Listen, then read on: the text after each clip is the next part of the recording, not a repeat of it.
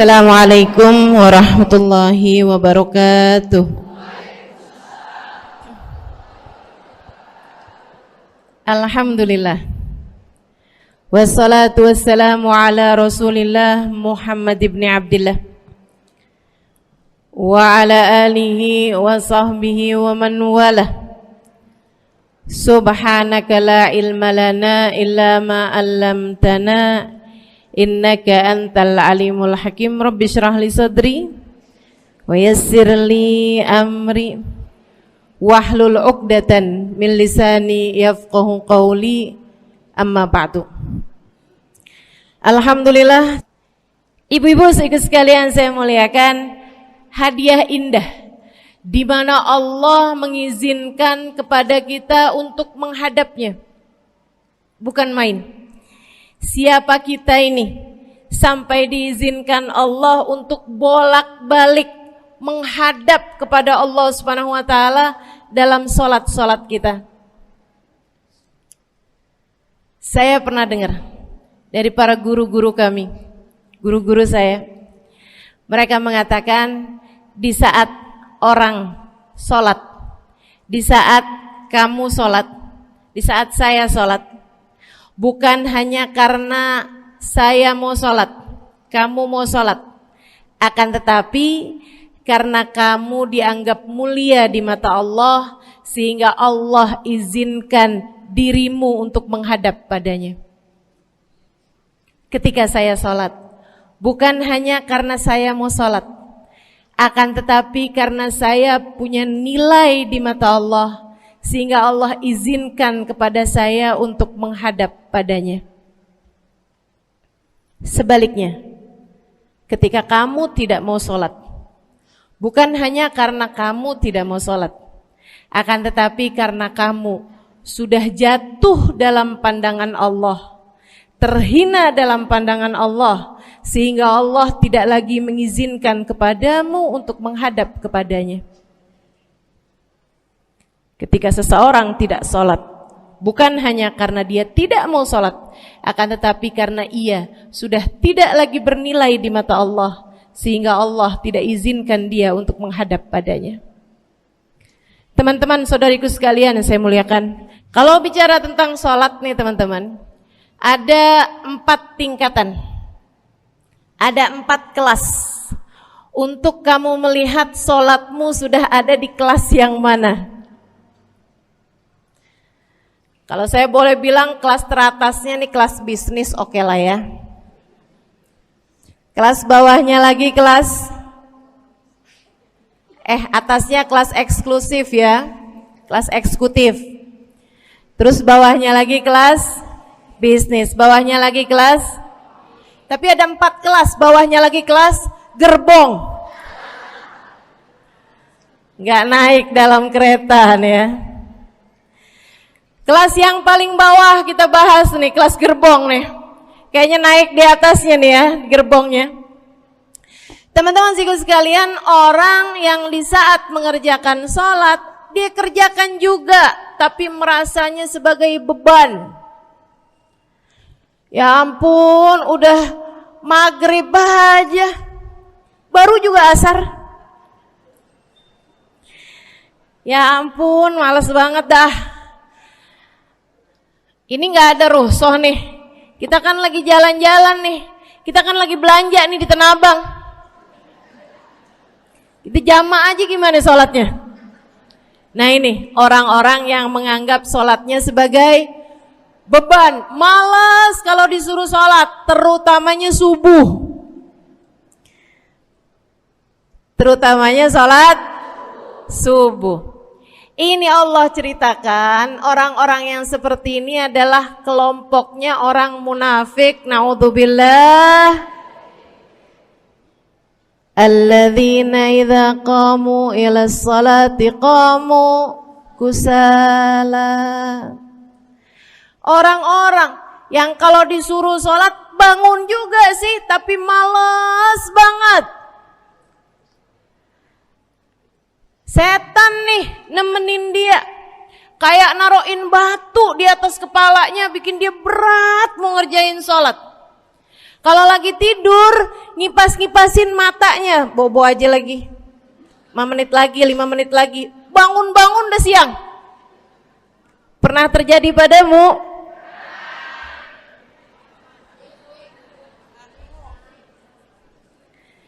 Jemur kunut. Bu, yang dijemur tuh jemuran aja, cucian aja. Jangan sampai jemur kunut. Kunutnya dijemur ya.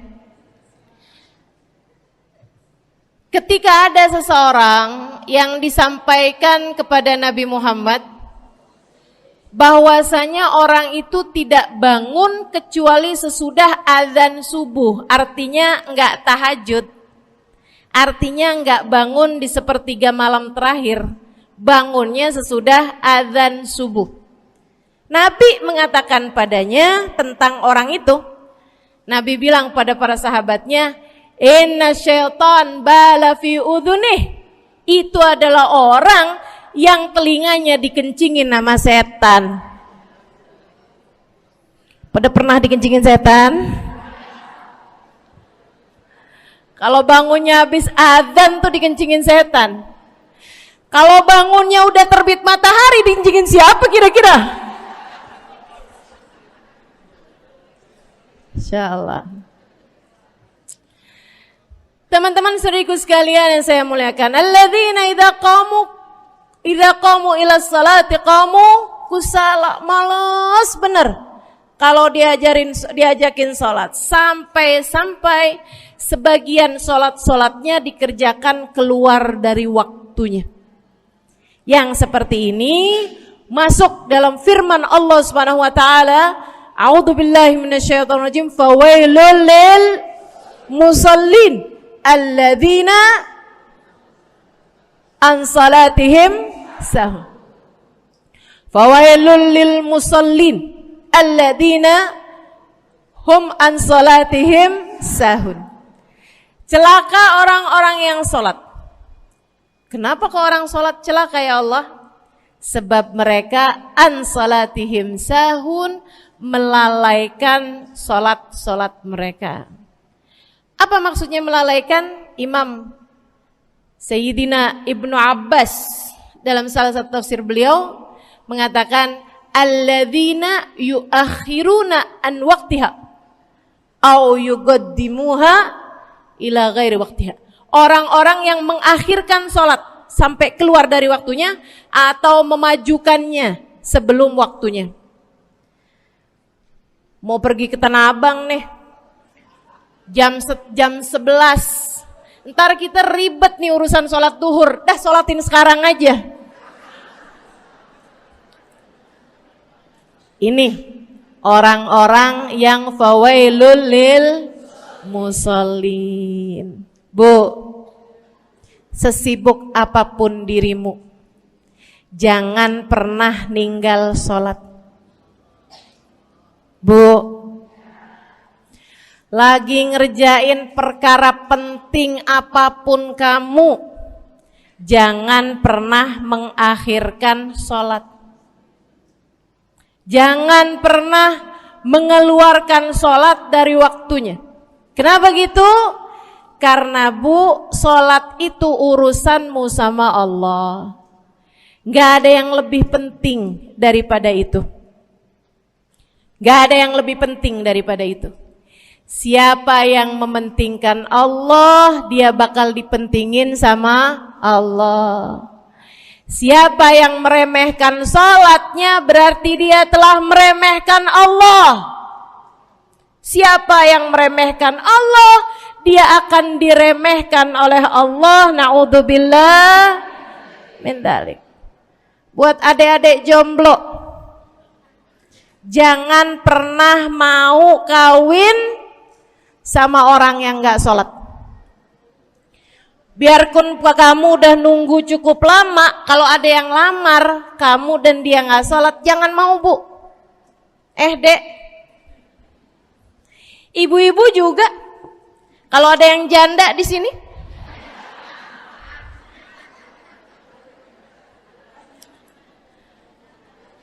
terus ada yang lamar kamu, Walaupun di garasinya ada kijang,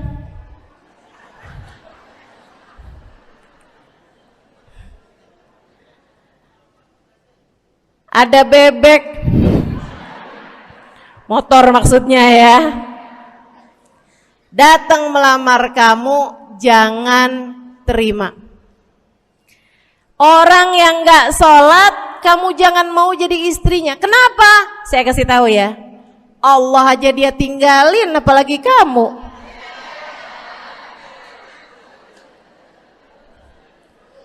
Allah aja dia tinggalin. Siapa yang tidak berguna baginya peringatan Allah, maka tidak akan berguna baginya peringatan dari siapapun. Tapi dia mencintai saya, Ustazah. Dia mencintai saya cinta mati katanya. Sekarang tungguin setahun 2 tahun, cintanya hilang, tinggal matinya. Tapi dia mencintai saya luar biasa, Ustazah. Dia tak sanggup hidup tanpa saya.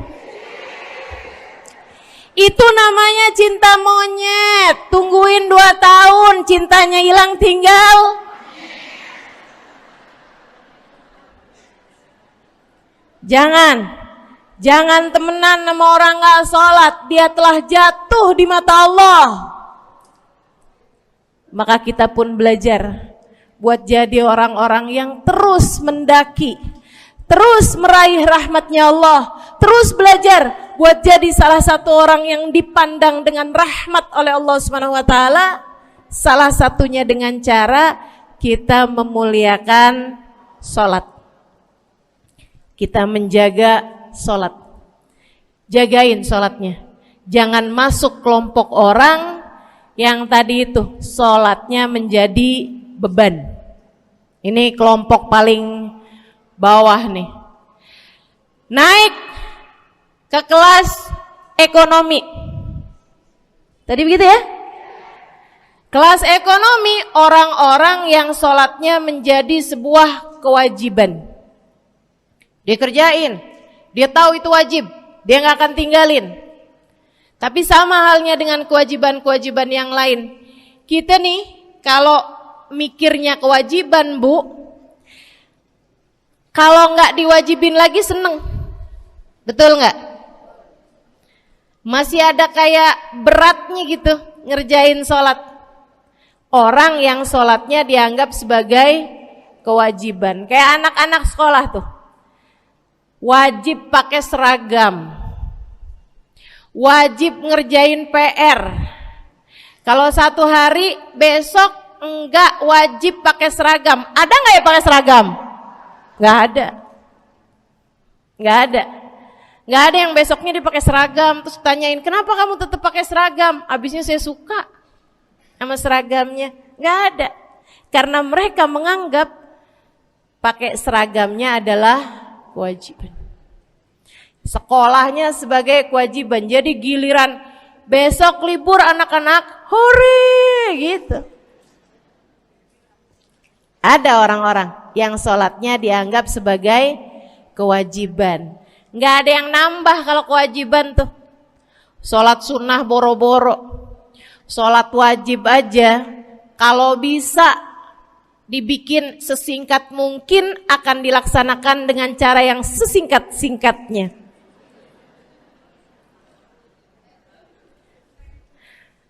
Habis ruku i'tidal sujud cepet bener ya. Malaikat raqib sama malaikat atid nih udah tahu aja kalau dia sholat. Habis ghairil maghdubi alaihim waladdallin. Malaikat atid bilang sama malaikat raqib, kulhu, catat kulhu udah pasti.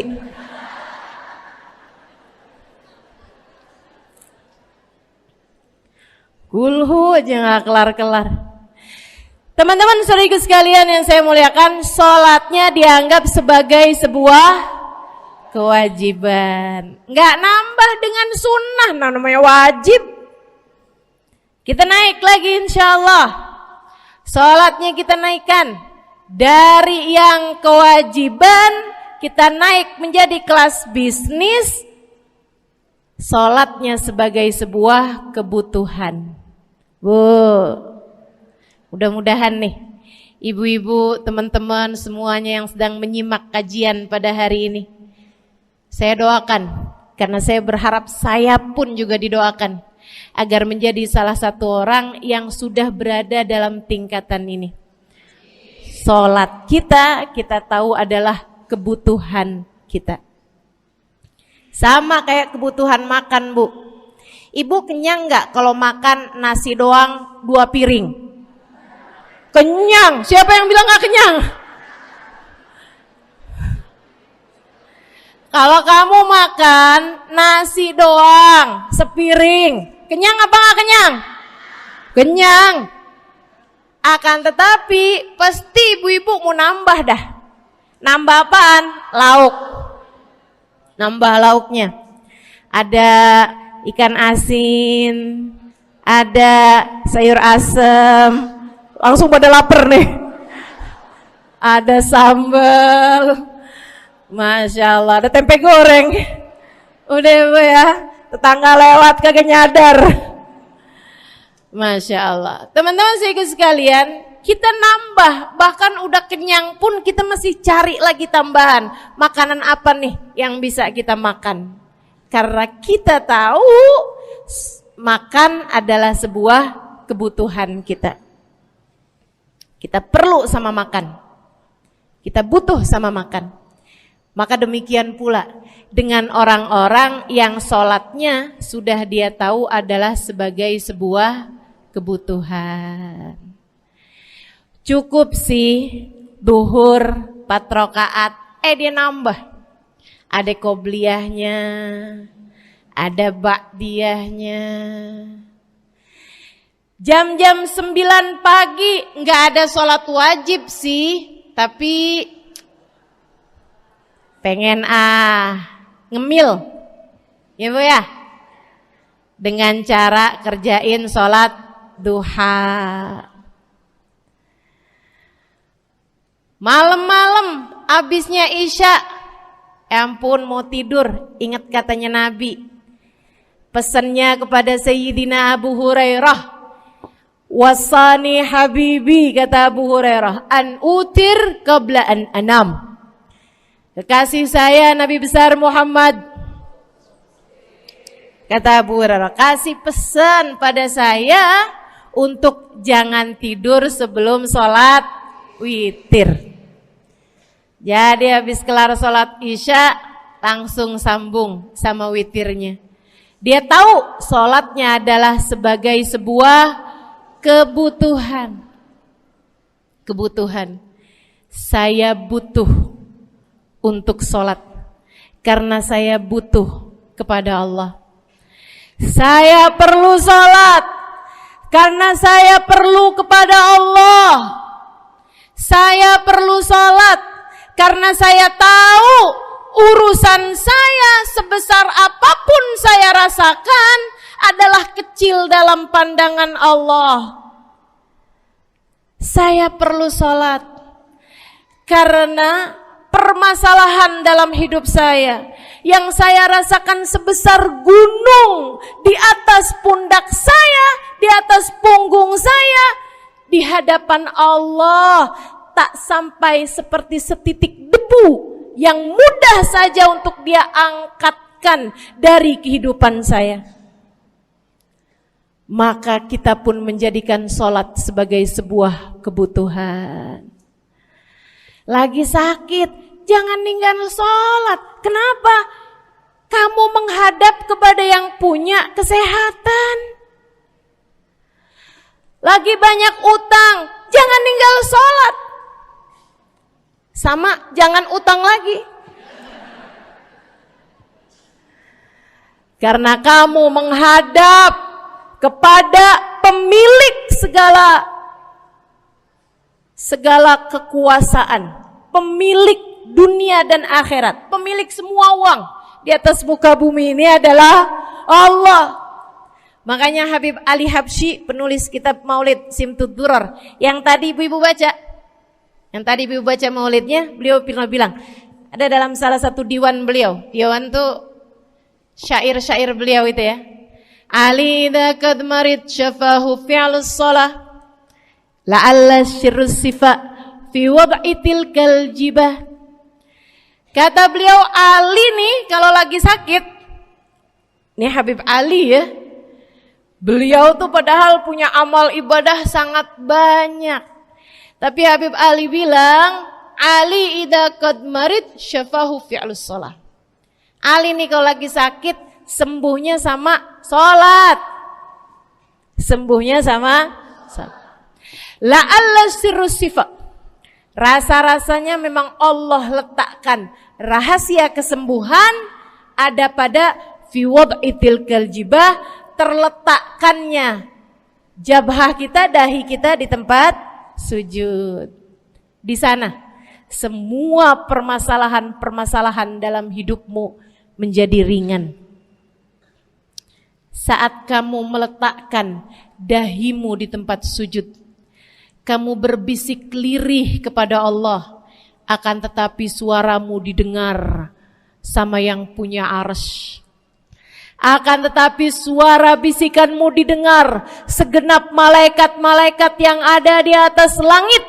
Kemudian mereka mendoakanmu sehingga Allah mengatakan wasjud waqtarib, sujudlah kamu.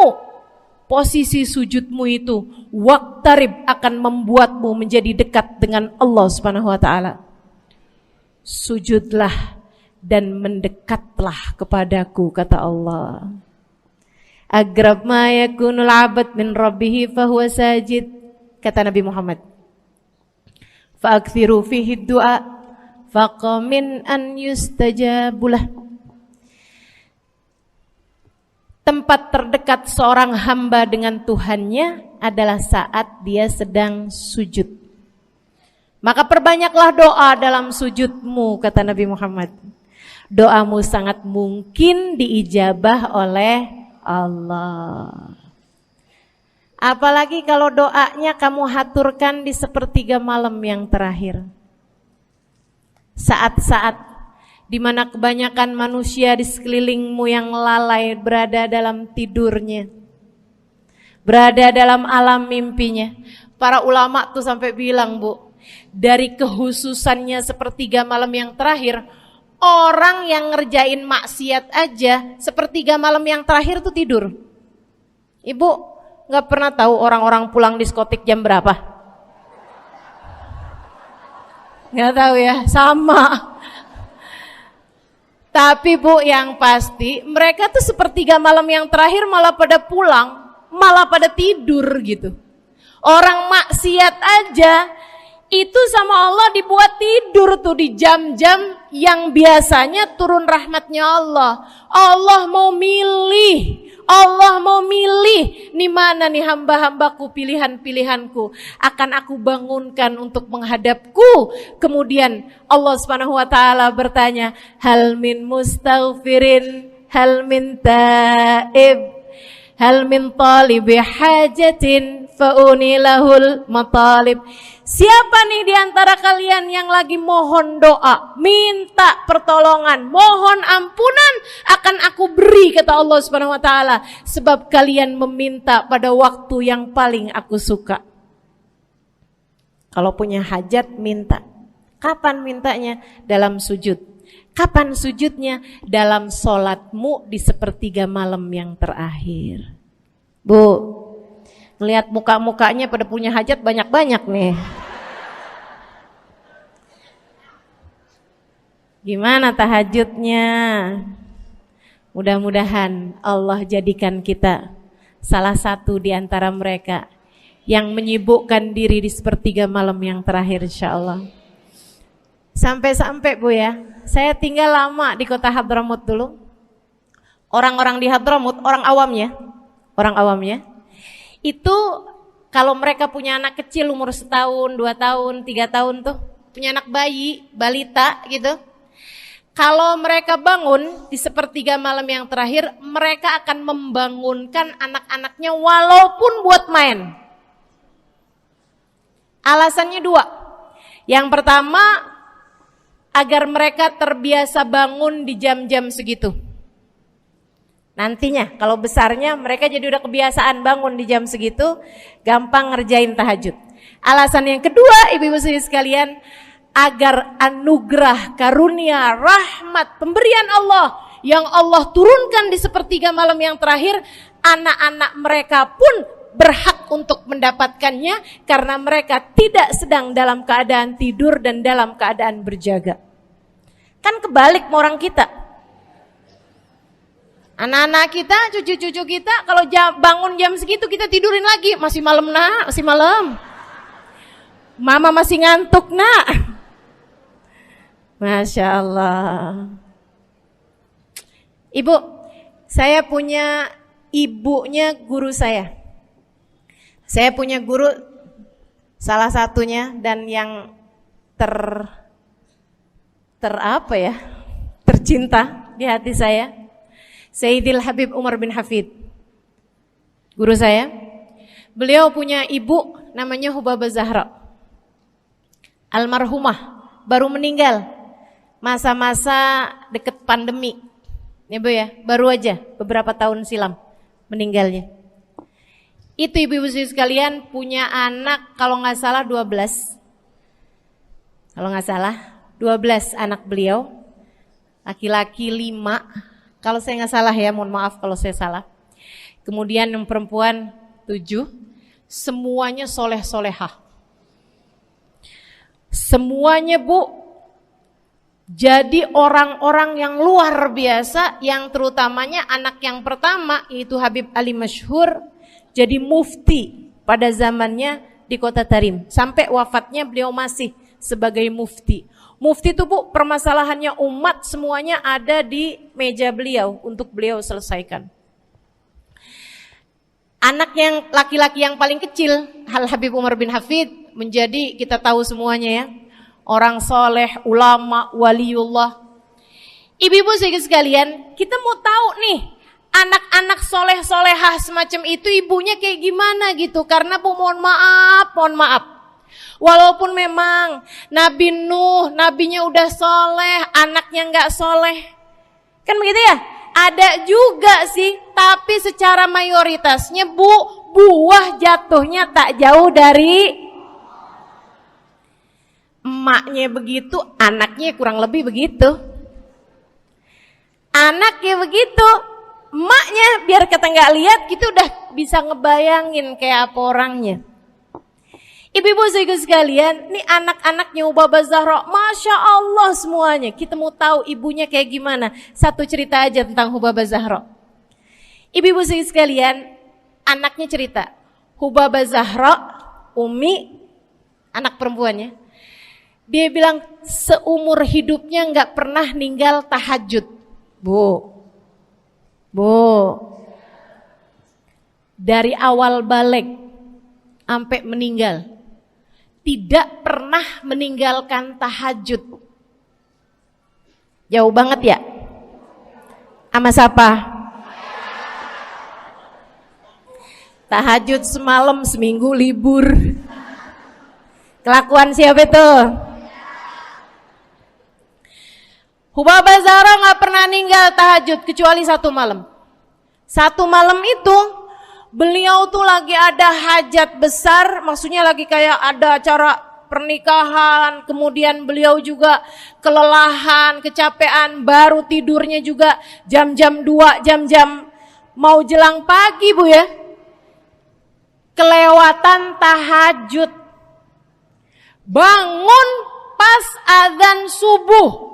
Ibu, beliau bangun dengan gemeteran. Beliau bangun dengan menggigil padahal enggak musim dingin. Beliau bangun, azan, innalillahi wa inna ilaihi rajiun. Azan, astagfirullah, ya Allah, astagfirullah, azan, ya Allah, ampuni Zahra ya Allah, ampuni Zahra ya Allah. Anaknya cerita, hari itu aku tidak pernah melihat ibuku berlelehan air mata sepanjang hari lebih daripada hari tersebut. Hari itu kami melihat ada seorang perempuan berlelehan air mata beristighfar memohon ampun kepada Allah karena satu malam dalam hidupnya beliau meninggalkan tahajudnya, teman-teman. Masya Allah, Masya Allah. Tiap kali makan ingat gitu, ya ampun tadi malam gak tahajud, samihni ya Rab, samihni ya Rab, sampai gak enak makan. Insya Allah, insya Allah. Mudah-mudahan Allah jadikan keagungan sholat ada dalam hati kita. Sholat kita jadi kebutuhan. Insya naik tingkat eksekutif, teman-teman. Tadi saya ulangin lagi dah, karena ibu-ibu kan suka rada lupaan. Kelas yang paling bawah, kelas apa tadi? Gerbong. Menjadikan sholatnya sebagai beban. Kelas berikutnya menjadikan sholat sebagai kewajiban. Naik lagi menjadikan sholat sebagai kebutuhan. Tingkat terakhirnya ada hamba-hamba tercinta di sisi Allah yang menjadikan sholat mereka sebagai sebuah hiburan dalam hidupnya, hobi dalam hidupnya. Diawali, dicontohkan oleh baginda kita Nabi besar Muhammad yang mengatakan dalam hadis sahihnya, wa ju'ilat qurratu aini fis shalah, wa ju'ilat qurratu aini fis shalah.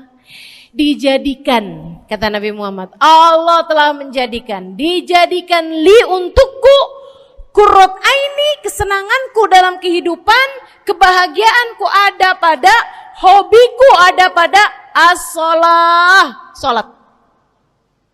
Nabi itu orang yang kesenangan beliau, hobi beliau adalah salat.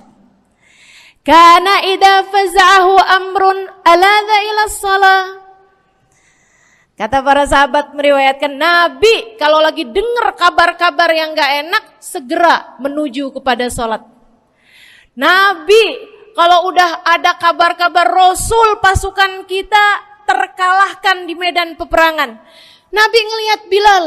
Kemudian Nabi Muhammad nanya, udah dekat waktu sholat Bilal? Sebentar lagi Rasul, arihni biha ya Bilal, arihni biha ya Bilal. Yuk Bilal, sampaikan diri saya Bilal, tolong hibur diri saya Bilal. Segera azan dan kita akan sholat bersama-sama wahai Bilal. Kesenangan beliau, hobi beliau dalam sholat, dalam hidup adalah sholat. Teman-teman saya sekalian, bukan hanya Nabi Muhammad, tapi para sahabat-sahabat Nabi Muhammad, tapi para tabi'in, para tabi'it tabi'in. Saudaraku sekalian saya muliakan, Sayyidina Umar bin Khattab alaihi ridwanullah, kana idza ja'ahu hal, apabila beliau dalam keadaan hatinya lagi khusyuk, hatinya lagi nyambung banget sama Allah Subhanahu wa taala, kalau mau salat sunnah manggil orang. Beliau sholat dalam masjid, ada orang mau sholat sunnah, ada orang lagi baca Quran dipanggil sama beliau. Kamu saya bayar ya, kamu duduk sebelah sini saya nih, baca Qurannya deketan saya sini, kamu saya bayar. Buat apaan wahai Sayyidina Umar? Buat negur saya, ngingetin saya lagi sholat nih. Oh gak usah dibayar Tuan. Yaudah kalau gitu kamu duduknya sebelah sini ya. Tugas saya apa Tuan? Kalau kamu lihat saya sholat berdirinya kelamaan, ingetin saya buat ruku.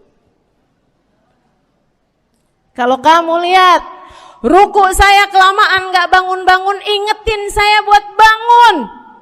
Kalau kamu lihat sujud saya kelamaan, ingetin saya buat duduk. Karena saya sekarang ini kalau lagi berdiri baca Al-Quran, lupa buat ruku. Dari nikmatnya bacaan Quran beliau. Baik Tuhan, sholat, baca Fatihah, habis itu baca Quran. Surat Al-Quran, dapat selesai satu, kok masih enak, baca lagi, masih enak lagi, baca lagi. Yang sebelah beneran nih gak ruku-ruku. Beliau berdiri kemudian bilang, Tuan ruku, gak kedengeran. Beliau berdiri deketin telinganya, Tuan ruku, belum kedengeran juga. Ruku, Allahu Akbar. Sayyidina Umar bin Khattab. Tabi'in, Sayyidina Ali Zainal Abidin. Pernah lagi sholat, rumahnya kebakaran, teman-teman. Sholat sunnah di waktu malam, rumahnya kebakaran. Orang-orang pada teriak-teriak, Tuan harik, nar, ya ibn binti Rasulillah, wahai anak dari cucunya Nabi Muhammad. Tuan, ada api di sekitarmu. Tuan, kebakaran. Tuan, kebakaran. Allahu Akbar. Sami Allahu liman hamidah. Enggak lihat apa-apa. Habis selesai sholat baru lihat, kebakaran nih rupanya. Orang-orang pada bilang, kami sudah mengingatkanmu Tuan. Apa jawab beliau? Al-hadni an-narul kubro. Di depan saya ada api yang jauh lebih besar, api neraka. Saya nggak lihat api sekecil ini. Masya Allah. Saudara sekalian yang saya muliakan, para ulama Allah Subhanahu Wa Taala. Terakhir saya mau ceritakan Sayyidil Habib Abu Bakar As-Sakran, penulis Wirid Sakran. Kalau teman-teman pernah tahu, beliau saudara sekalian saya muliakan dapat julukan As-Sakran, orang yang mabuk. Karena mabuk kepada Allah Subhanahu Wa Taala. Beliau pernah satu waktu kena penyakit di punggungnya. Beliau kemudian tanya sama dokter, kata dokter, wah ini nih penyakit mesti diangkat, mesti dioperasi. Ya udahlah, operasiin saya. Disuguhin 1 gelas khamr di waktu yang telah ditetapkan untuk jadi waktu operasi. Apa ini? Khamr, minuman keras. Zaman itu belum ada obat bius. Dia bilang, ini buat apa? Khamr ini Tuan, minuman keras ya, agar engkau enggak sadar. Jadi enak gitu kita ngoperasinya. Dia bilang, saya mau dengan kesehatan saya kepengen ngerjain taat kepada Allah, saya enggak mau. Saya dapetin kesehatan saya dengan cara mengerjakan yang diharamkan Allah, yaitu minuman keras. Saya enggak perlu ini. Waduh, kalau gitu nggak bisa dioperasi Tuan. Kenapa soalnya? Ya nanti kan kesakitan, nanti susah operasinya gitu. Oh gampang. Kalau kalian pengen bikin saya nggak sadar, nggak perlu minuman keras. Terus gimana? Operasikan kalau saya sedang sholat. Maka mulailah, dokter-dokter udah pada siap. Beliau lagi sholat sunnah ya Bu ya. Allahu Akbar gitu. Mulai dokter buka baju belakangnya. Mulai Bu digunting kulitnya, digergaji tulangnya. Beliau Bu mukanya meringis saja enggak. Beliau ruku, dokternya ikutan nungging. Beliau sujud, dokternya ikutan menunduk juga. Beliau sholat nikmat banget. Sampai beliau selesai dari sholat, beliau nanya sama dokter-dokternya, kenapa nggak nurut tadi tuh waktu saya sholat mestinya operasi? Kata dokter, udah selesai Bib dari tadi. Masya Allah. Radiyallahu ta'ala anhum wardahum. Ini bukan kelas-kelas kita, saya cuma ceritain aja sama ibu-ibu. Bukan berarti ibu-ibu nanti pas waktu sakit bilang sama dokter-dokter nggak usah dibius. Beda hati Bu, beda hati. Ya Bu ya, beda iman, beda semuanya kita sama mereka. Yang pasti, makanya saya kan yang ini nggak doa nih. Pas yang kebutuhan tuh baru saya doa. Kenapa? Karena kayaknya tingkatan kita dah Bu ya. Mentok dah, sampai kebutuhan itu dah. Insya Allah, mudah-mudahan Allah jadikan kita orang yang menjaga salat insya Allah. Rabbi jalni muqimas salah wa min dzurriyyati amin. Rabbi jalni muqimas salah wa min dzurriyyati amin. Rabbi jalna muqimis salah wa min dzurriyyatina rabbana wa taqabbal du'a. Ala hadhihi niyyah bikun niyyah salihah ila hadratin nabi al-fatihah. Syaitanir rajim. Bismillahirrahmanirrahim. Alhamdulillahirabbil alamin. Ar-Rahmanir-Rahim. Maliki yaumiddin. Iyyaka na'budu wa iyyaka nasta'in. Ihdinas siratal mustaqim, siratal ladzina an'amta 'alaihim, ghairil maghdubi 'alaihim waladdallin. Amin. Taqabbalallahu minna wa minkum, taqabbal ya karim. Sama-sama kita hormati, kita sayangi segenap keluarga besar dari Majelis Ta'lim Raudhatul Aliyah di bawah pimpinan Ibu Ayu Komaladewi Kita doakan semoga beliau beserta segenap keluarganya senantiasa dalam limpahan rahmat ridha Allah Subhanahu wa taala. Juga kita doakan Ustazah Nabilah Al-Haddad sebagai pengasuh di majelis ta'lim ini, sebagai pimpinan di majelis ta'lim ini, Bu Ayu dan Ustazah Nabilah sekeluarga semuanya insyaallah senantiasa dalam pandangan kasih sayang Allah SWT. Panjangkan umurnya, disehatkan badannya, dimudahkan urusannya, kabulkan hajatnya, semakin dicinta Allah SWT dan Rasulnya. Para ustadzah, para hubabah, para syarifah, para pimpinan pondok pesantren, para pimpinan majelis ta'lim, yang mudah-mudahan semuanya dalam limpahan rahmat ridha Allah SWT, serta tentu saja semua yang hadir di majelis ini, baik ibu-ibu, kakak-kakak, adik-adik, anak-anak, yang mudah-mudahan semuanya dirahmati Allah, disayang Allah, dibahagiakan Allah, diistiqomahkan jalannya menuju ridha Allah Subhanahu wa taala, insyaallah diistiqomahkan jalannya menuju surga Allah Subhanahu wa taala. Amin ya rabbal alamin.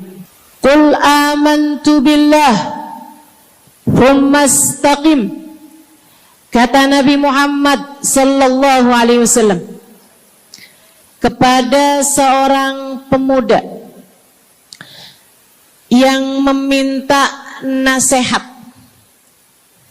ya Rasulullah ausini, wahai Rasul tolong nasihati aku.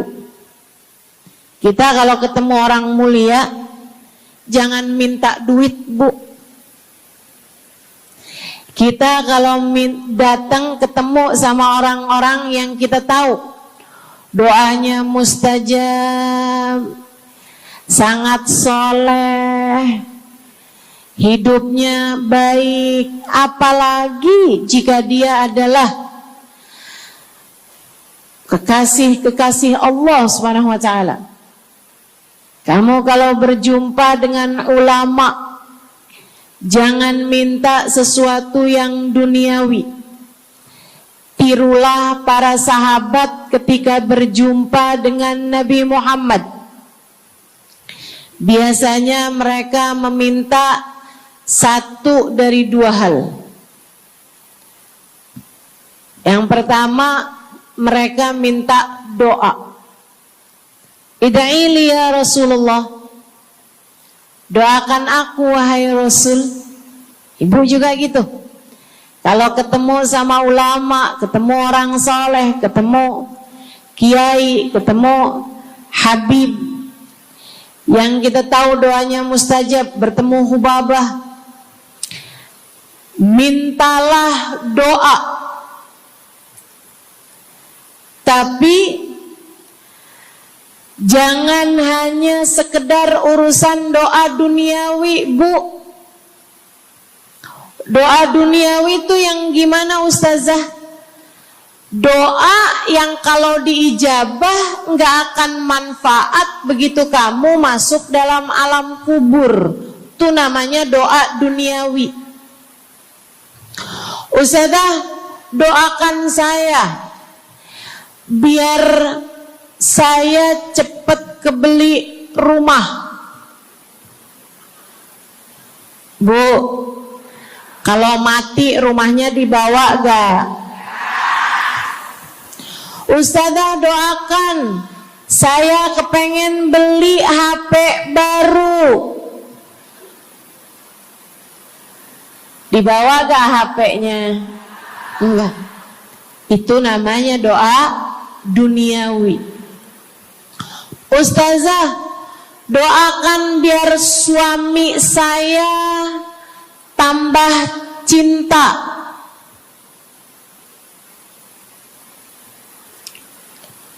Kalau mati suaminya dibawa gak Bu? Walaupun kamu mau, dia gak bakalan mau Bu.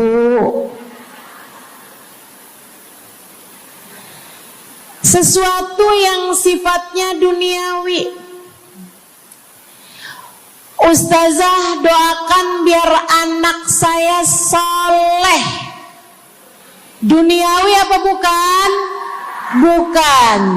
Sebab kesolehan anak akan jadi tambahan bekal bagimu ketika kamu masuk dalam alam kubur.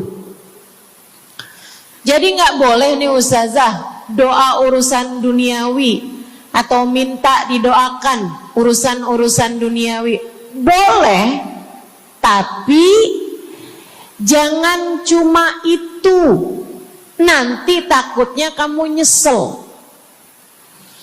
Kalau selama di dunia kamu doanya hanya untuk urusan dunia, takutnya begitu masuk dalam kuburan sudah tidak ada lagi doa yang akan Allah ijabah untukmu ketika kamu ada dalam alam kubur nanti. Sayang-sayang.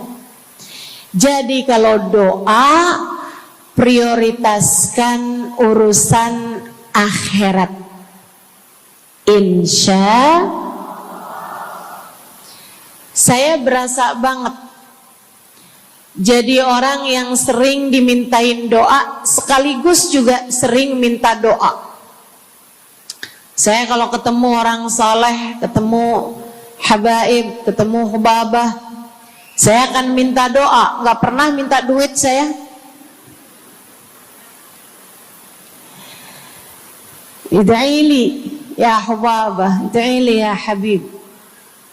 Serius sekalian,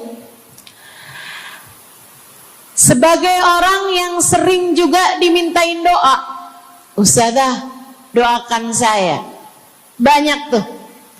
Saya merasakan perbedaannya saat saya ada di Tarim sama ketika saya sudah pulang dan kembali ke negeri ini. Waktu saya di Tarim, orang kalau minta doa sama saya, usik berdoa, tolong ya doain saya. Saya suka tanya, doa apa? Selalu aja, hampir semuanya mengatakan hal yang sama. Ida'ili bihusnil khatimah. Doakan saya biar husnul khatimah.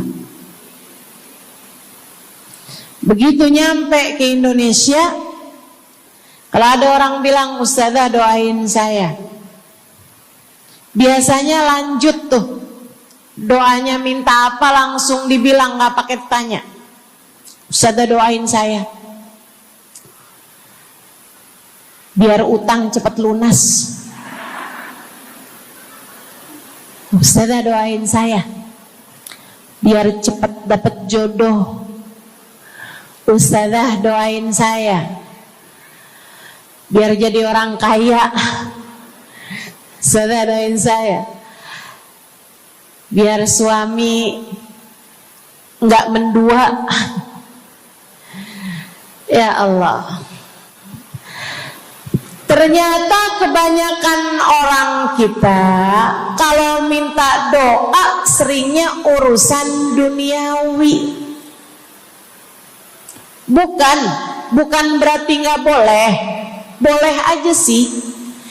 Cuman takutnya begitu kamu mati nyesel kalau semua doamu selama ini adalah sesuatu yang tidak ikut kamu bawa ketika kamu mati. Kalau kita lihat para sahabat ketika mereka berjumpa dengan Nabi Muhammad, selalu saja banyak di antara mereka yang minta doa. Nabi pernah tanya, doanya apa? Macem-macem jawaban para sahabat. Ada yang begini, Harithah menjawab, ida'ili an yarzuqani Allah asyhada fi sabilih. Rasul, doakan saya biar saya dikaruniai mati syahid di jalan Allah. Ada lagi yang lain doanya, ya Rasulullah, id'ili an yarzuqani Allah murafaqatan bika ya Rasulullah. Doakan biar saya nanti di masa sesudah kematian saya, di masa akhirat nanti, bisa mendampingimu wahai Rasulullah, bisa berjumpa denganmu wahai Rasul, bisa ada dalam rombonganmu wahai Rasulullah. Doa-doa yang sangat ukhrawi, doa-doa yang sangat akhirat, karena mereka sudah faham tujuan hidup sesungguhnya adalah mencari ridha Allah Subhanahu wa ta'ala. Tujuan hidup sesungguhnya adalah bergerak menuju surga Allah Subhanahu wa ta'ala. Tujuan hidup sesungguhnya adalah berpulang kepada Allah dalam keadaan Allah ridha kepada kita. Sahabat, minta didoakan, ama yang kedua minta nasihat. Kita juga nyontoh, kalau ketemu orang soleh, kalau ketemu ulama, kalau ketemu habaib, ketemu kiai, ketemu bunyai, ketemu hubabah, ketemu ustadzah, ketemu ustad, minta nasihat. Selain daripada minta doa, mintalah nasihat. Hal ini dicontohkan oleh para sahabat kepada Nabi Muhammad. Datang seorang pemuda berjumpa Nabi Muhammad sallallahu alaihi wasallam. Kemudian bertanya, ya Rasulullah, ausini, wahai Rasulullah, berikanlah nasihat kepadaku ini. Nabi Muhammad tersenyum, senang, bangga, karena mengerti bahwa umatnya faham apa yang harus diminta dari nabinya. Nabi berkata kepadanya, qul amantu billah thumma istaqim. Kata Nabi Muhammad, ucapkanlah, aku beriman kepada Allah, kemudian istiqomahlah kamu di jalan Allah. Nasihat Nabi Muhammad buat pemuda tersebut, nasihat Nabi Muhammad buat pemuda-pemuda umatnya sepanjang zaman. Nasihat Nabi Muhammad buat umatnya, baik yang muda maupun yang tua, baik laki-laki maupun perempuan, baik yang pintar maupun yang kurang pintar. Semua umatnya dinasehati sama Nabi Muhammad. Karenanya akan saya sampaikan hal ini kepadamu hari ini. Quli, ucapkanlah, amantu billah, aku beriman kepada Allah. Tsumastaqimi, kemudian istiqomahlah kamu, wahai saudariku, di jalan Allah. Katakanlah, aku beriman kepada Allah. Kemudian istiqomahlah. Istiqomahlah. Nasihat yang sangat indah dari baginda kita Nabi besar Muhammad, yang Allah karuniakan kepadanya jawami'al kalim, dapat selalu berbicara dengan kata-kata yang ringkas tapi padat. Nabi itu ucapannya ringkas tapi padat. Nggak kayak saya, Bu, udahlah panjang dan ya, mudah-mudahan Allah jadikan ucapan-ucapan kita jadi kalimat-kalimat yang akan membawa kita menuju surga. Jadi ucapan-ucapan yang akan bawa kita menuju ridha Allah Subhanahu wa taala.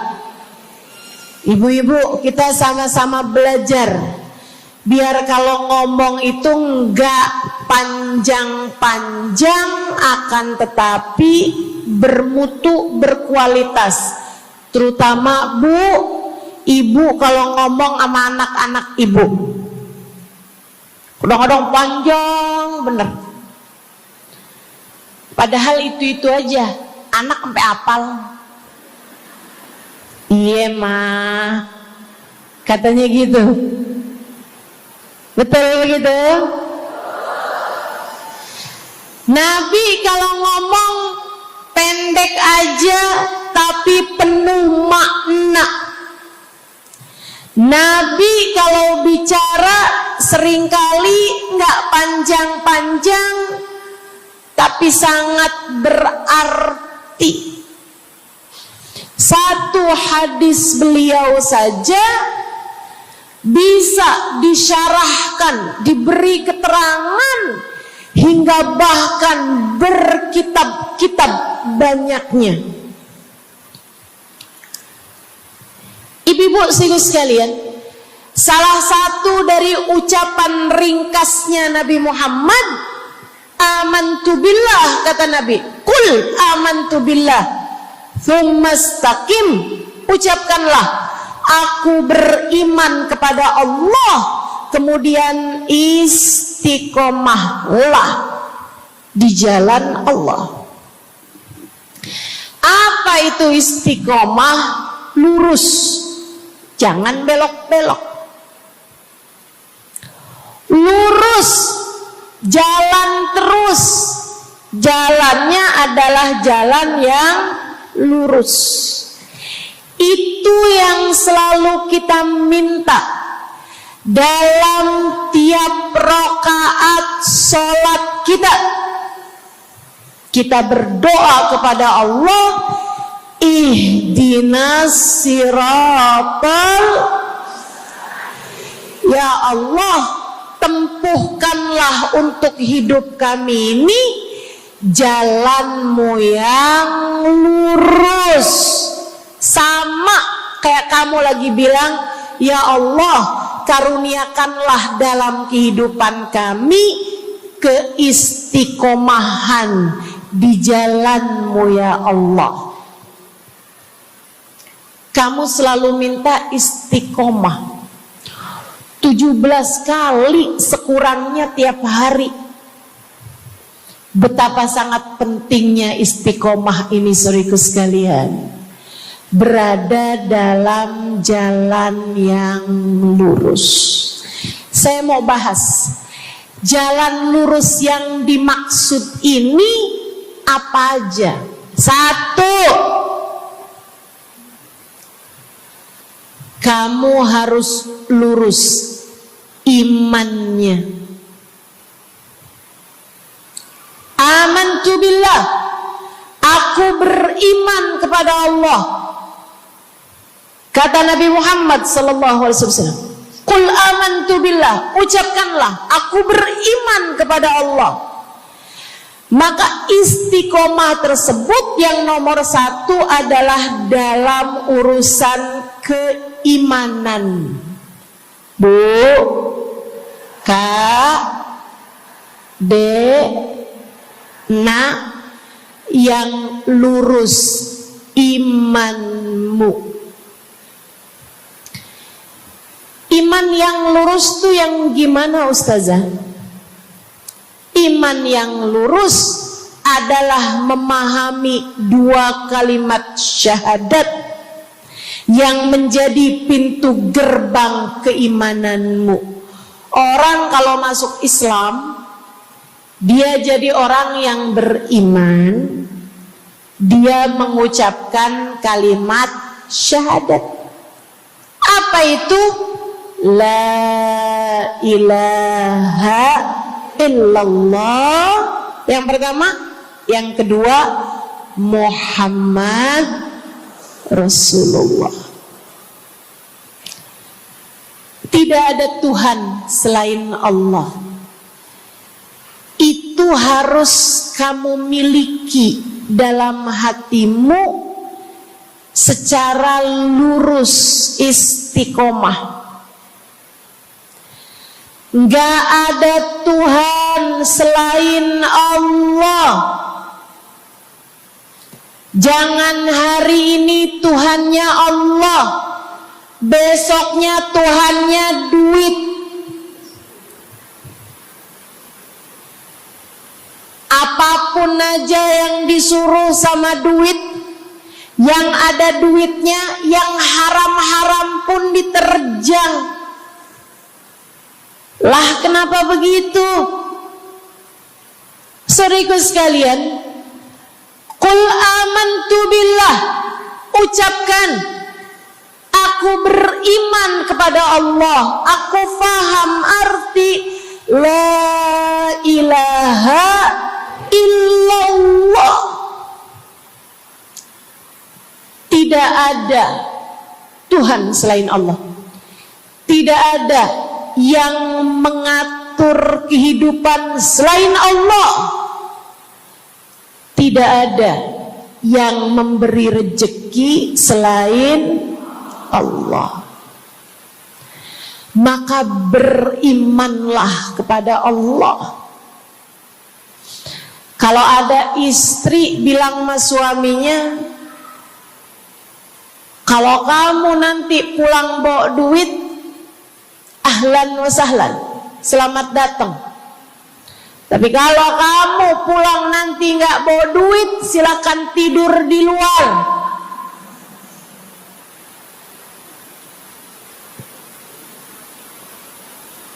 Kamu sepertinya kurang beriman. Kamu lupa bahwa pemberi rezeki bukan suamimu, melainkan yang ngasih rezeki itu cuma satu, Bu. Namanya bukan pekerjaan, bukan atasan, bukan pemerintah. Yang ngasih rezeki cuma Allah Subhanahu wa ta'ala. Maka berimanlah atas hal itu. Jangan nyalahin si ini, nyalahin si itu. Imanmu benerin. Imanmu benerin. Banyak orang saya liatin itu suka pada repot urusan rezeki. Banyak banget. Di dunia ini nih banyak yang suka repot urusan rezeki. ngejar dunia abis-abisan, ngejar duit segala macam cara, sampai omongannya nggak jadi omongan orang beriman. Waktu dibilangin jangan nyari rejeki yang haram, cari rejeki yang halal. Jangan berani ngambil yang bukan hakmu. Dia bilang begini nih, ya ustazah nggak tahu zaman sekarang, jangankan nyari yang halal, nyari yang haram juga susah saja.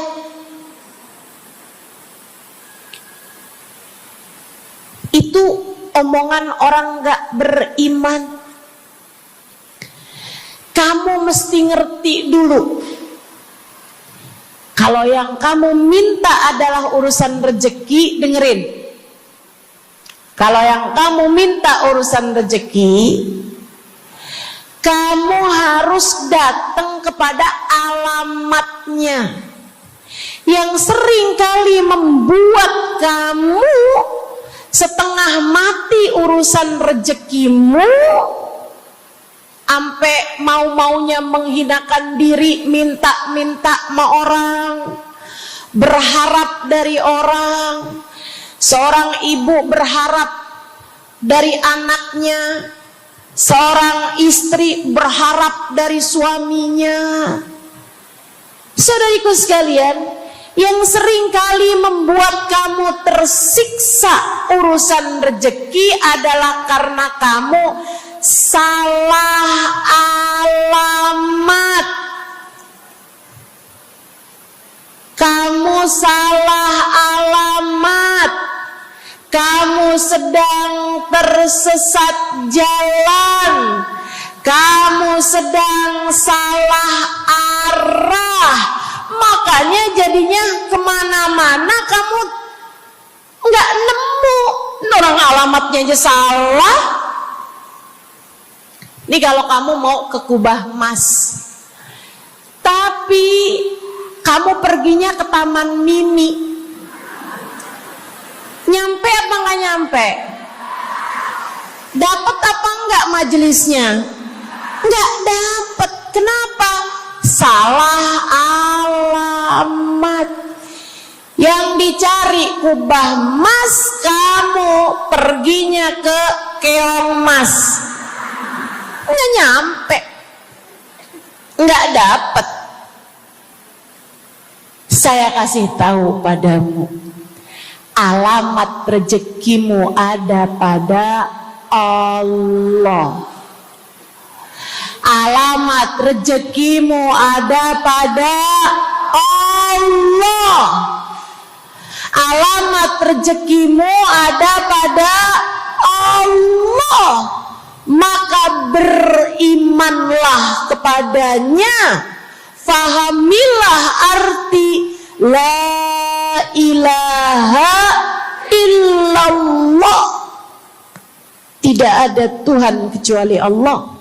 Gak ada yang ngasih rezeki selain kamu. Lagi sakit, kamu mau nyari obat, saya kasih tahu alamat obatmu. Alamat yang bisa menyembuhkanmu hanya satu, namanya urusan rezeki. Allah sudah bilang, huwar razzaq dzul quwwatil matin. Allah lah satu sang pemberi rezeki. Allah lah satu sang pemilik kekuatan sejati. Jadi kamu kalau mau nyari rezeki, datanglah ke alamatnya, datanglah kepada Allah. Kamu lagi mau nyari kesehatan, jangan salah alamat. Datanglah kepada sang pemilik kesehatan. Alamatnya yaitu Allah yang telah mengatakan, fa idza maridtu fa huwa yashfin. Katanya Nabi Allah Ibrahim, apabila saya sakit, maka hanya Allah lah yang maha menyembuhkan. Berarti nggak boleh pergi ke dokter gitu Ustazah? Silahkan pergi ke dokter, pergi ke apotik, datang kepada orang yang doanya mustajab, minta didoakan. Tapi semua hanyalah sebab, semua hanyalah wasilah. Sang penyembuh sejati adalah Allah. Saudariku sekalian yang saya muliakan, kalau kamu merasa saya lemah Ustazah, gak punya kekuatan, kalau kamu merasa saya bodoh Ustazah, saya tidak mengerti di mana alamat ilmu, di mana alamat pengetahuan. Bu, Kak, Nak, anak-anak nih yang masih lagi belajar di pondok pesantren, yang masih lagi belajar di mana-mana, saya kasih tahu padamu, alamat ilmu ada pada Zat yang Maha Satu, namanya Allamal insana malam ya'lam. Allah lah yang mengajari manusia apa yang tidak dia ketahui. Pengen dapat ilmu, datanglah kepada Allah. Pengen punya kekuatan, datanglah kepada Allah. Saya udah tua Ustazah, saya janda pula Ustazah, saya nggak punya kekuatan ya Ustazah. Kekuatanmu hanya ada pada Zat yang Maha Satu, Allah Subhanahu wa Ta'ala. Datanglah selalu padanya. Imanmu jangan biarkan ia naik turun.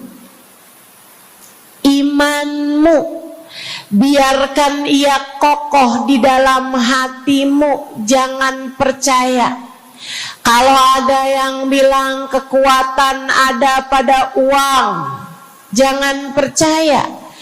Percaya hanya satu aja, kekuatan ada pada Allah.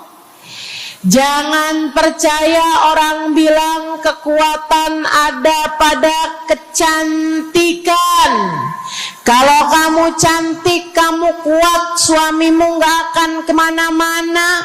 Jangan percaya, Bu. Percaya hanya satu aja, kekuatan ada pada Allah Subhanahu wa Ta'ala. Kamu takut terjadi hal-hal yang buruk bagimu, bagi anak-anakmu. Kamu kepengen ada yang jaga. Ibu, gak usah pusing-pusing mau nyari bodyguard, gak usah pusing-pusing mau sewa security, pengamanan. Sebab sang pemberi keamanan hanya satu, namanya Wallahu ya'simuka minan nas. Hanya Allah satu yang dapat menjagamu dari kejahatan manusia. Qul a'udzu birabbin nas. Katakanlah, aku berlindung kepada sang penjaga manusia, sang pemelihara manusia, sang pengasuh manusia. Allah Subhanahu wa ta'ala.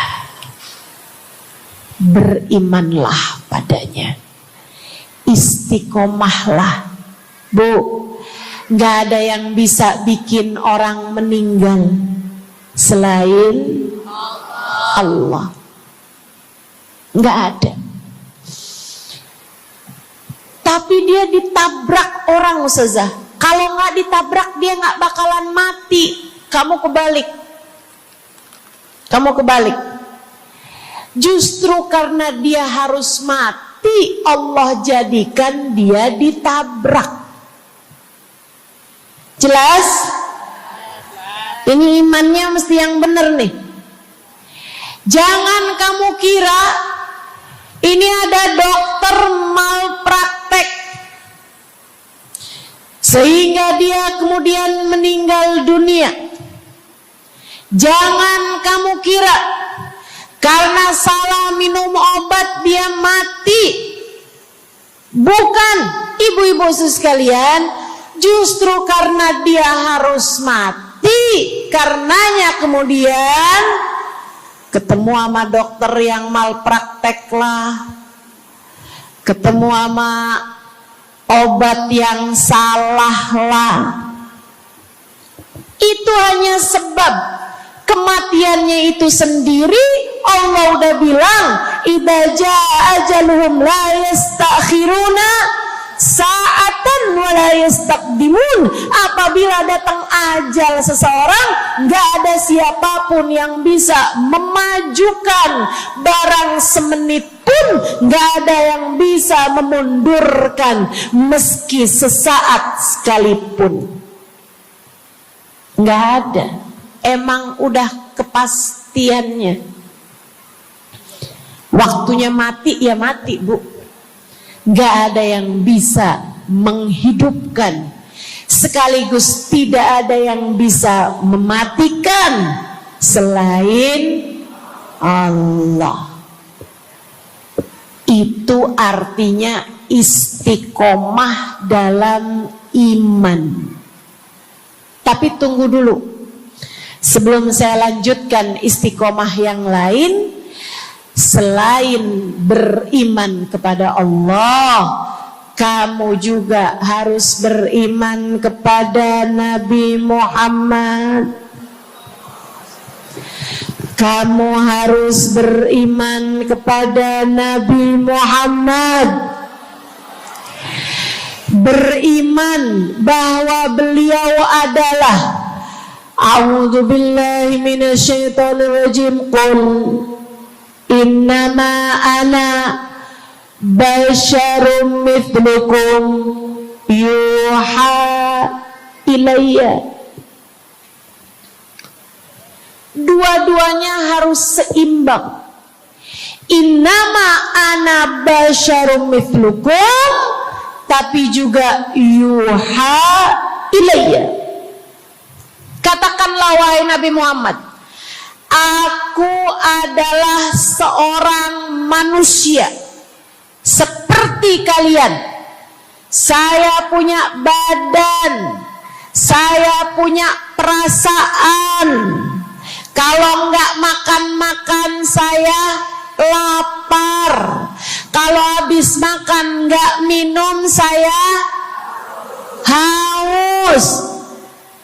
Kalau beberapa hari saya nggak tidur, saya ngantuk. Qul innama ana basyarun. Sampaikan kepada manusia, aku adalah seorang manusia seperti kalian juga. Sama anak cinta, lama nggak ketemu sama istri, kangen. Katakan wahai Nabi Muhammad, ana basyarum mithlukum, saya manusia seperti kalian juga. Kalau ada yang disayang kemudian meninggal, sedih. Karena Nabi adalah seorang manusia. Tapi tunggu dulu, beliau tidak hanya sekedar manusia, Itu adalah satu sisi kehidupan Nabi Muhammad. Jangan lupa, innama ana basyarum mithlukum, tapi yuha ilayya, aku diberi wahyu, aku hamba wahyu, aku berbincang-bincang dengan Allah, kalian tidak. Aku berbicara langsung dengan Allah, kata Nabi Muhammad, kalian tidak. Aku dituruni malaikat Jibril, kalian tidak. Aku diberi wahyu Al-Quran 30 juz, kalian tidak barang seayat pun. Nih, kalau saya perhatikan, imannya umat manusia yang beriman kepada Allah sekalipun menjadi cacat ketika tidak beriman kepada Nabi Muhammad. Lihatin, mohon maaf, orang Yahudi, Bu, beriman kepada Allah. Kamu kalau nanya sama orang Yahudi, Tuhanmu siapa? Allah. Tapi mereka enggak beriman kepada Nabi Muhammad. Apakah mereka disebut orang yang beriman? Tidak. Orang Nasrani, apakah mereka beriman kepada Allah? Iya. Tapi apakah mereka beriman kepada Nabi Muhammad? Tidak. Apakah mereka beriman? Tidak. Bahkan umat Islam ada yang mempercayai sesudah Nabi Muhammad ada nabi yang lain, namanya Mirza Ghulam Ahmad, sehingga mereka menyebut agama mereka Islam, tapi agama Islamnya pakai ada kelanjutannya, Islam Ahmadiyah. Apakah mereka beriman? Tidak. Sebab syarat iman selain la ilaha illallah juga ada Muhammad Rasulullah. Bahkan, Bu, ada banyak di antara kita orang-orang yang iman kepada Allah luar biasa, tapi kalau urusan kepada Nabi Muhammad, kalau lagi diceritain Isra Mi'raj, dia bilang Nabi Muhammad tuh gak usahlah segitu amat diperayakan Isra Mi'rajnya.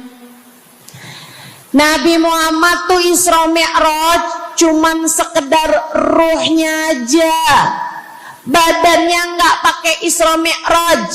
Jadi Nabi itu orang ngelihatnya kayak tidur aja, ruhnya aja yang melayang-layang. Isra Mi'raj bener, tapi ruhnya aja, badannya nggak pakai pergi. Jadi kalian nggak usah berlebih-lebihan sama Isra Mi'raj. Oh, kenapa gitu?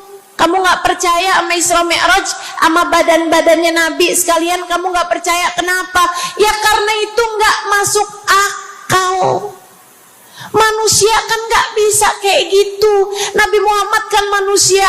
Kamu lupa bahwa Nabi walaupun manusia, beliau adalah yuha ilayya. Beliau adalah hamba wahyu. Ketika diceritakan tentang mukjizatnya Nabi Muhammad yang bisa memperbanyak makanan, bahkan ada ghazal, ada rusa yang berbicara dengan Nabi Muhammad, ada unta yang sujud kepada Nabi Muhammad, ada pohon yang datang kepada Nabi Muhammad dengan mencabut akarnya, kemudian berjalan dengan akarnya menuju Nabi Muhammad. Ketika dipanggil, kemudian sujud pohon tersebut kepada Nabi Muhammad sallallahu alaihi wasallam dan bertanya, "Mengapa engkau memanggilku wahai Nabi?" Dia nggak percaya, nggak masuk di akal. Itu hanyalah dongeng. Kita bilang tapi hadisnya sahih, riwayatnya Ibnu Mas'ud yang menceritakan hal itu, hingga bahkan Sahibul Burda menuliskannya. Katanya Sahibul Burda Imamul Busiri, ja'at lidakwatihil asjaru sajidatan tamshi ilaihi ala saqin bila qadami. Datang ketika dipanggil sama Nabi Muhammad pepohonan. Mereka datang dengan, mereka berjalan dengan akar-akar mereka, kemudian sujud di hadapan Nabi Muhammad. Ini tentang iman. Mereka nggak percaya. Mereka ngakunya paling beriman. Mereka ngakunya paling lurus imannya. Tapi kenapa kalau mengenai Nabi Muhammad kamu menjadi timpang? Ketika melihat orang ramai-ramai bersolawat kepada Nabi Muhammad, mereka kegerahan. Ketika melihat orang-orang ramai datang ke majelis-majelis maulid, merayakan, bergembira atas lahirnya Nabi Muhammad, mereka kegerahan sampai mereka bikin GAM. Apaan tuh? Gerakan anti maulid. Oh, ada lagi mereka menyebut diri mereka GAS. Apaan tuh? Saya tanya. Gerakan anti solawat lah. Kenapa kamu kegerahan sama Nabi Muhammad? Hah? Kenapa kamu ngerasa kayak takut banget umat begitu cinta sama Nabi Muhammad? Ada apa denganmu? Kamu lupa Nabi Muhammad memang manusia, tapi qul innama ana basyarum mithlukum yuha ilayya. Jangan pernah pisahkan Nabi, meskipun beliau seorang manusia seperti kita, tapi beliau adalah hamba wahyu. Beliau adalah hamba wahyu. Kamu gerah banget orang bersolawat sama Nabi Muhammad? Ada masalah apa sama kamu? Kamu gerah banget orang baca maulid Nabi Muhammad? Bahkan ada orang-orang yang ngaku paling Islam, tapi gerah banget ngelihat orang berziarah ke makam Nabi Muhammad. Ada masalah apa sama kamu? Yang bermasalah bukan kami umat Nabi Muhammad. Yang bermasalah adalah imanmu. Sebab ketika kita diminta beriman kepada Nabi Muhammad, jangan hanya fokus kepada kemanusiaan Nabi Muhammad, fokuslah pula kepada beliau sebagai hamba wahyu. Saudaraku sekalian yang saya muliakan, istiqomah dalam iman. Beriman kepada Allah, beriman kepada Rasulullah. Cinta kepada Allah, cinta kepada Rasulullah. Cinta kepada Rasulullah, cinta kepada keluarga Rasulullah, cinta kepada sahabat Rasulullah, dan istiqomahlah dalam cinta tersebut. Jadi istiqomah menuju ridha Allah yang pertama adalah istiqomah dalam iman. Yang kedua, istiqomah dalam taat. Bu, Kak, istiqomah dalam taat. Kamu disuruh sholat,